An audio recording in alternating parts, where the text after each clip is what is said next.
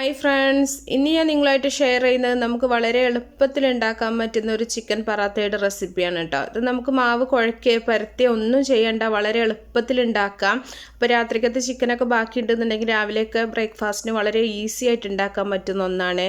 അപ്പോൾ ഇതെങ്ങനെയാണ് ചെയ്യുന്നത് നോക്കിയാലോ.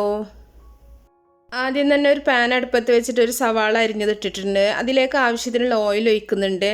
ഓയിലിലോ വെളിച്ചെണ്ണയിലോ നിങ്ങളുടെ ഇഷ്ടം പോലെ നിങ്ങൾക്കിത് ചെയ്യാം. ഇനി നമുക്ക് ഈ ഉള്ളി ഒന്ന് വഴറ്റിയെടുക്കണം.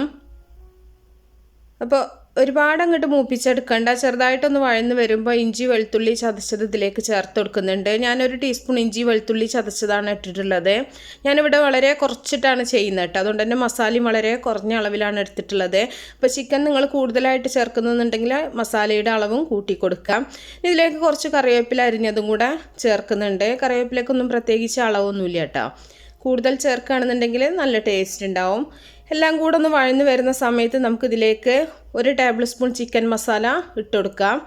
ചിക്കൻ മസാല നിങ്ങൾ പുറത്തുനിന്ന് വാങ്ങിക്കുന്നതാണെങ്കിലും കുഴപ്പമില്ല, വീട്ടിലുണ്ടാക്കുന്ന റെസിപ്പി ഞാൻ നേരത്തെ അപ്ലോഡ് ചെയ്തിട്ടുണ്ട്. അപ്പോൾ നിങ്ങൾക്ക് കാണാൻ താല്പര്യം ഉണ്ടെങ്കിൽ കണ്ടു നോക്കുക. ഈ മസാല ഒന്ന് മൂത്ത് വരുമ്പോൾ നമുക്ക് വേവിച്ച് വെച്ചിട്ടുള്ള ചിക്കൻ്റെ പീസസ് ഇതിലേക്ക് ഇട്ട് കൊടുക്കാം.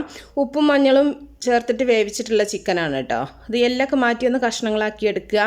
ഇനി കുറച്ച് ഉപ്പിൻ്റെ കുറവുണ്ട്, അപ്പോൾ കുറച്ച് ഉപ്പും കൂടെ നമുക്ക് ചേർത്ത് കൊടുക്കാം. എന്നിട്ട് നല്ല പോലെ നമുക്കിതൊന്ന് വഴറ്റിയെടുക്കാം. ഒരുപാട് സമയമൊന്നും വഴറ്റേണ്ട ആവശ്യമില്ല, ചിക്കനിലേക്ക് ആ മസാലയൊക്കെ ഒന്ന് പിടിക്കണം. ആ ഒരു ടൈം മാത്രം നമ്മളൊന്ന് വഴറ്റിയെടുത്താൽ മതി. ചിക്കൻ മസാല ചേർത്തുകൊണ്ട് തന്നെ ഗരം മസാല, മുളക് പൊടിയൊന്നും നമ്മൾ സെപ്പറേറ്റ് ചേർക്കേണ്ട ആവശ്യമില്ല കേട്ടോ, എല്ലാ ഫ്ലേവറും അതിൽ തന്നെ ഉണ്ടാവും. ഇനി ഒരു അരമുറി നാരങ്ങ ഇതിലേക്കൊന്ന് പിഴിഞ്ഞൊഴിക്കുന്നുണ്ട്. നാരങ്ങയും കൂടെ പിഴിഞ്ഞൊഴിച്ചിട്ട് നമുക്ക് തീ ഓഫ് ചെയ്യാം. എന്നിട്ട് ചൂടാറാനായിട്ട് മാറ്റി വെക്കാം. ഇനി നമുക്ക് ഇതിലേക്കുള്ള ദോശ തയ്യാറാക്കാൻ വേണ്ടിയിട്ട് ഒരു ബൗളിലേക്ക് ഞാൻ 1.5 കപ്പ് മൈദ ഇട്ട് കൊടുക്കുന്നുണ്ട്. മൈദയിലാണ് ചെയ്യുന്നത് കേട്ടോ, നിങ്ങൾക്ക് വേണമെങ്കിൽ ഗോതമ്പിലും ചെയ്യാം. ഇനി ആവശ്യത്തിനുള്ള ഉപ്പ് ചേർത്തിട്ടുണ്ട്. എന്നിട്ട് നല്ല പോലെ ഒന്ന് മിക്സ് ചെയ്തെടുക്കുന്നുണ്ട്. ഇതിലേക്ക് നമുക്ക് മുട്ടയുടെ ആവശ്യമൊന്നുമില്ല കേട്ടോ. ഇനി ഇതിലേക്ക് നമ്മൾ സാധാരണ പച്ചവെള്ളം ഒഴിച്ചിട്ടൊന്ന് മാവൊന്ന് കലക്കിയെടുക്കണം. അപ്പോൾ 1.5 കപ്പ് മൈദക്ക് ഒരു 2 കപ്പ് വെള്ളം നമുക്ക് ആവശ്യമായിട്ട് വരുന്നുണ്ട് കേട്ടോ. പച്ചവെള്ളമാണ്, ചൂടുവെള്ളമൊന്നുമല്ല. എന്നിട്ട് നല്ല പോലെ ഒന്ന് മിക്സ് ചെയ്തെടുക്കുക. നിങ്ങൾക്ക് വേണമെന്നുണ്ടെങ്കിൽ മിക്സിയുടെ ജാറിലിട്ടിട്ട് ഒന്ന് അടിച്ചെടുക്കുകയാണെങ്കിൽ കുറച്ചും കൂടെ ഈസി ആയിട്ട് കലക്കിയെടുക്കാൻ പറ്റും. അപ്പോൾ വെള്ളം കുറേശ്ശെ ഒഴിച്ചിട്ടൊന്ന് കലക്കിയെടുക്കുക, എന്നാൽ പിന്നെ പെട്ടെന്ന് തന്നെ നമുക്ക് കട്ടിയൊന്നും ഇല്ലാണ്ട് കലക്കിയെടുക്കാൻ പറ്റും. അപ്പോൾ ഇത് നിങ്ങൾക്ക് വേണമെന്നുണ്ടെങ്കിൽ ഗോതമ്പിൽ ചെയ്യാമെന്ന് പറഞ്ഞു കേട്ടോ. മൈദയിൽ ചെയ്യുമ്പോൾ കുറച്ചും കൂടെ നല്ല ടേസ്റ്റ് ഉണ്ടാവും, ഗോതമ്പിലാകുമ്പോൾ കുറച്ച് ഹെൽത്തി ആയിരിക്കും. ഇതിലേക്ക് കുറച്ച് മല്ലിയിൽ അരിഞ്ഞതും കൂടെ ഇട്ട് കൊടുക്കുന്നുണ്ട്. നിർബന്ധമൊന്നുമില്ല, ഇട്ട് കൊടുക്കുകയാണെന്നുണ്ടെങ്കിൽ കുറച്ചും കൂടെ നല്ല ടേസ്റ്റ് ഉണ്ടാവും. ഇനി നമുക്കൊരു പാനോ അടുപ്പത്ത് വെച്ചിട്ട് ഇതുപോലെ കുറേശ്ശെ മാവൊന്ന് കോരി ഒഴിച്ചിട്ട് പാൻ കേക്ക് പോലെ ഒന്ന് ചുറ്റിച്ചെടുക്കുക. എന്നിട്ട് ഒരു ഭാഗം ഒന്ന് റെഡിയാവുന്ന സമയത്ത് നമുക്കിതൊന്ന് തിരിച്ചിട്ട് കൊടുക്കാം. നമ്മളിതൊന്ന് തിരിച്ചിട്ട് കൊടുത്തതിന് ശേഷം അതിൻ്റെ മുകൾ ഭാഗത്തായിട്ട് നമ്മൾ നേരത്തെ ഉണ്ടാക്കി വെച്ചിട്ടുള്ള ചിക്കൻ്റെ ആ ഒരു മസാല ഇട്ട് കൊടുക്കുന്നുണ്ട് കേട്ടോ.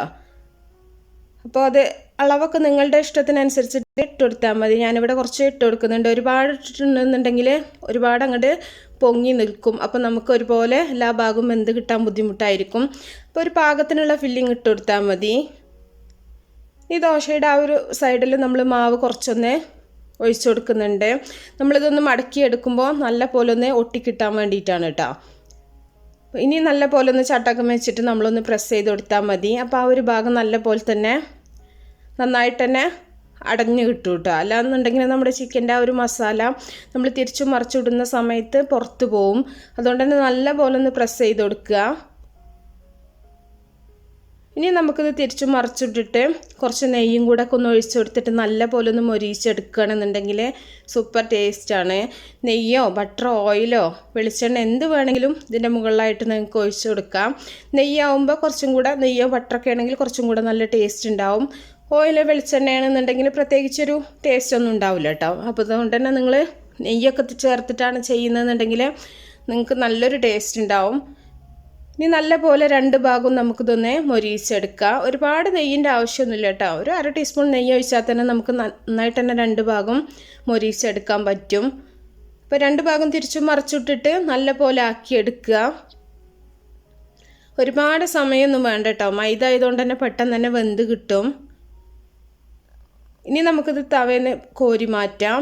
ഇനി ബാക്കിയുള്ള മാവ് ഇതുപോലെ തന്നെ ഒഴിച്ചിട്ട് ഓരോന്നായിട്ട് നമുക്ക് ചുട്ടെടുക്കാം.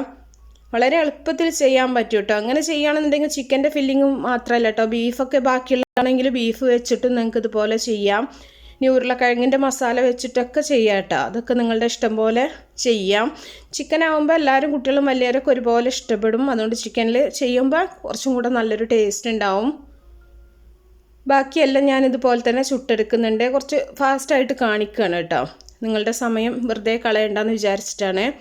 അപ്പോൾ നമ്മൾ മുകളിൽ കുറച്ച് നെയ്യും കൂടെ ഒന്ന് ഇട്ടെടുക്കുന്നുണ്ട്. അപ്പോൾ നെയ്യ് കഴിക്കാത്തവരാണെന്നുണ്ടെങ്കിൽ ഓയിലോ വെളിച്ചെണ്ണയോ നിങ്ങൾക്ക് യൂസ് ചെയ്യാം കേട്ടോ. കുട്ടികൾക്കൊക്കെ ആകുമ്പോൾ നെയ്യോ ബട്ടറോ ഒഴിച്ചിട്ട് തന്നെ കൊടുക്കാവും നന്നാവുക. അപ്പോൾ ബാക്കിയെല്ലാം നമുക്കിതുപോലെ തന്നെ ചെയ്തെടുക്കാം. അപ്പോൾ ഞാൻ മുഴുവനൊന്നും കാണിക്കണില്ല കേട്ടോ, ഇപ്പോൾ ഒരുപാട് ലെങ്തി ആയി. ഇപ്പോൾ നിങ്ങൾക്ക് ബ്രേക്ക്ഫാസ്റ്റിന് ഉണ്ടാക്കാൻ ബുദ്ധിമുട്ടാണെന്നുണ്ടെങ്കിൽ വൈകുന്നേരം ചായക്കൊക്കെ ഉണ്ടാക്കാൻ അല്ലെങ്കിൽ രാത്രിക്കത്തെ ഫുഡായിട്ട് ഉണ്ടാക്കാനൊക്കെ പറ്റും. നല്ല പോലെ വയർ നിറച്ച് നമുക്ക് കഴിക്കാനും പറ്റും. അപ്പോൾ എല്ലാവരും ഇഷ്ടപ്പെടുന്ന ഒരു റെസിപ്പി ആയിരിക്കും കേട്ടോ ഈ ഒരു ചിക്കൻ പറാത്ത.